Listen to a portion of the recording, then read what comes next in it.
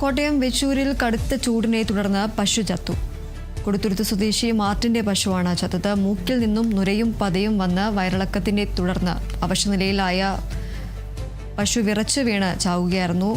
80,000 രൂപയോളം വില വരുന്ന കറവ പശുവാണ്.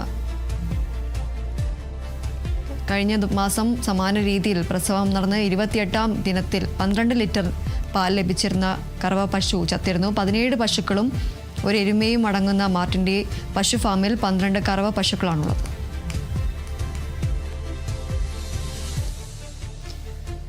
കോട്ടയം വെച്ചൂരിലാണ് കടുത്ത ചൂടിനെ തുടർന്ന് കൊടുത്തുരുത്ത് സ്വദേശി മാർട്ടിന്റെ പശു ചത്തത്. മൂക്കിൽ നിന്നും നുരയും പതയും വന്ന് വയറിളക്കത്തിനെ തുടർന്ന് അവശനിലയിലായ പശു വിറച്ചു വീണ് ചാവുകയായിരുന്നു.